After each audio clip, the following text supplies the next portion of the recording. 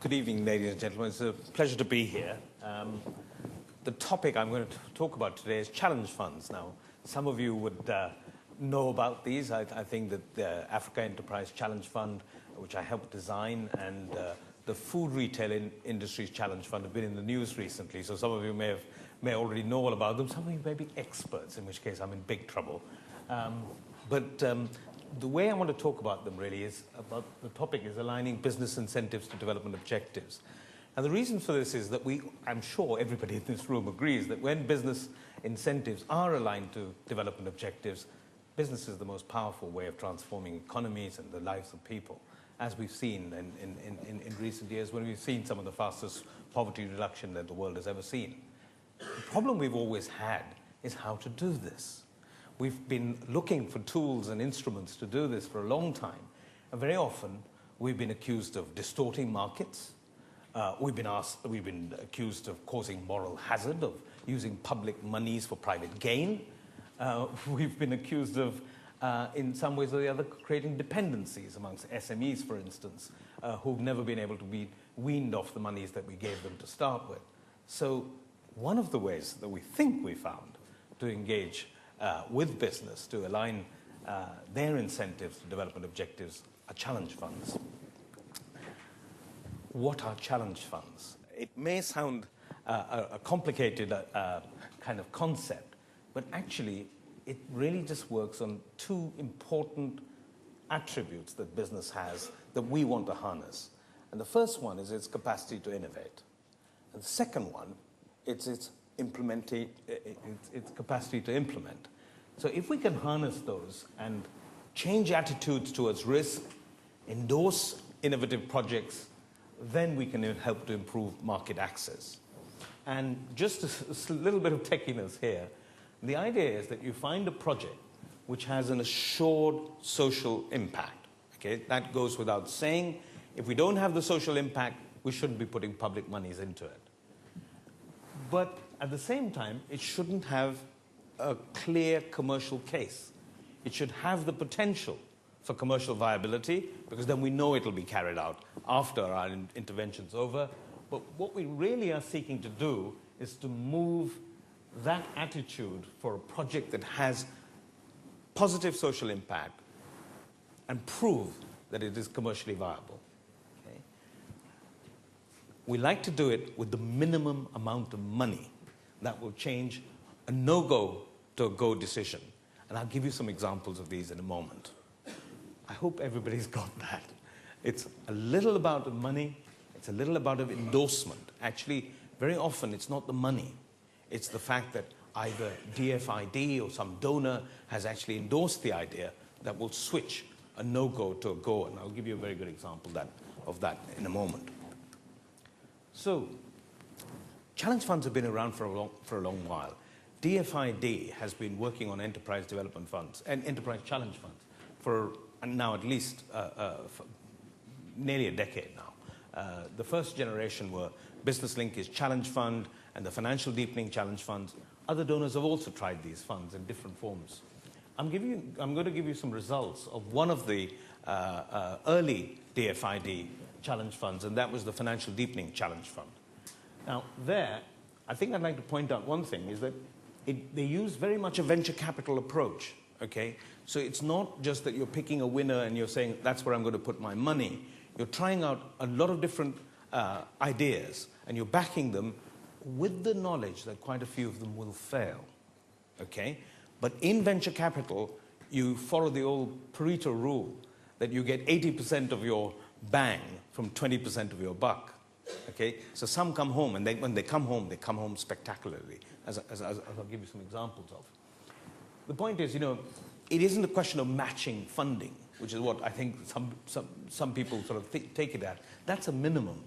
The idea is that most of the money, most of the investment should come from the private sector. You're tipping that no-go to a go, yes? So, and with the smallest amount of money possible. So actually, in the case of FDCF, the leverage was nearly sort of 4 times. Okay. All these facts and figures are taken from an independent evaluation that was done of FDCF. And I think the crucial thing to note is that when looking back, the ones that were rejected by FDCF didn't actually go ahead, meaning that they weren't really commercially viable. Yes? So we can be fairly safe that what we put our money into wouldn't have happened had we not put our money into it. So, some examples. Now, this is taken from the Financial Deepening Challenge Fund, and I don't know if you've seen it, but it appeared on CNN a few years ago, and it was about some goat herders who'd taken their goats to market, and they'd sold them. And in order to transfer the money, but not take it in cash, they'd used their mobile phone. The product, or the project, was called M-Pesa. Those of you who are familiar with Swahili or Arabic, Pesa is just money, right? And M-Pesa is mobile money.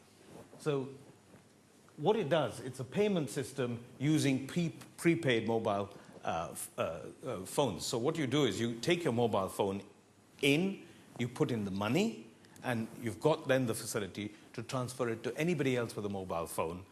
They go back into the scratch card seller, and they can redeem that money. Okay. Now, the grant that was made was nearly £1 million. Initially, it was matched by Vodafone, but now Vodafone has invested a lot more money into this. It's become a big business unit of Vodafone. Already in Kenya, we're over 1 million users. I think the latest figure is about 1.5 million. And it's been more than 6 million, Xavier. Okay, well, I'm way out of date in that case. And it's being rolled out worldwide. Okay. A critical point here that if you ask Nick, who's the guy who actually tried to get this project through Vodafone, because he came up with this idea himself, and he'd been trying to get Vodafone to put money into it. He went to his investment committee 5 times, and 5 times they turned him down. It was when he went back and he said, okay, you didn't believe me, but DFID, and he didn't use FDCF, he uses the word DFID, but DFID has now endorsed my project. Now will you put money into it? And they said, okay. And that's how M-Pesa started. I'll give you just another example, quite different. This is from the Business Linkage Challenge Fund, and this is in Malawi. And Great Lakes Cotton is a cotton broker in Liverpool who was very anxious to get African cotton that wasn't polycontaminated. And Malawi had such cotton. The problem was it was very little, and the yields were very, very low. So the idea was, how do we get Malawian farmers to profitably grow cotton and thereby get the quality cotton that we want? So they formed an alliance with Clark Cotton and Syngenta, who are 2 Jinnahs, and the National Association of Smallholder Farmers, who actually had the outreach into the smallholder community in Malawi. And the model is very simple. It's contract growing. You provide pre-treated seeds, you provide inputs, the farmer produces, you buy back. Okay. Over just 2 years, the production of cotton in Malawi went from 16,000 tons to 43,000 tons. The numbers of farmers that benefited was 200,000 smallholders, as well as 35,000 casual laborers. And the grant was £295,000, just about £1 per farmer. I hope that shows you that if it's used properly, this really does produce a big bang for buck. Now, of course, life doesn't stand still. We learned when we were designing AECF, one of our real purposes was to learn from the mistakes and the weaknesses of these previous challenge funds so we could improve on them when we designed AECF. And some of the lessons we learned was that although we were getting very good outputs, yes, those output figures are good, aren't they? You know, 1.5 million people, or 6 million people now in Kenya getting a facility. And by the way, it costs under $1 to transfer that money, whereas a bank would charge you a hell of a lot more. So we were getting these good outputs, but were we getting outcomes? You know, were people's lives being changed by it? I think in the case of Great Lakes Cotton, we could say that. You know, we could show the yields, we could show the outcomes for farmers. But in many cases, we hadn't gone that far. We just concentrated on the output. An emphasis on systemic change. You see, the point is, you could do it once, and it's great. But if you haven't got the rules and regulations in place, the enabling environment, the ICF type of things, then what would happen is that the regulatory barriers would get in the way. In the case of Vodafone, in M-Pesa in Kenya, the regulatory barrier was actually that they were deemed to be providing financial services, but they weren't a registered bank. Okay, so now actually they've signed an alliance with a bank, and they're able to get over that. But clearly what we needed was better enabling environment, some regulatory change that would make that happen. So this is the second point, the better coordination with enabling environment reforms. We really need to learn from these examples what needs to change to get the incentives, the rules of the game to change so that this can happen now without our money.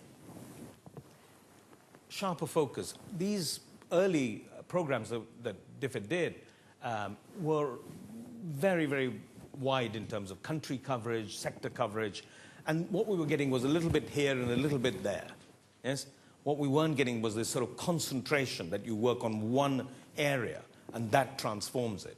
Now, even now, the AECF is very wide, but it's down to just two things, agribusiness and financial services for rural areas. Okay? And the idea is to get some synergy between the two so that people's lives improve. So the venture capital approach is, by definition, it's a little bit shotgun.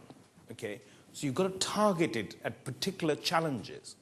I mean, use finely, you can actually define very narrowly what you want out of it.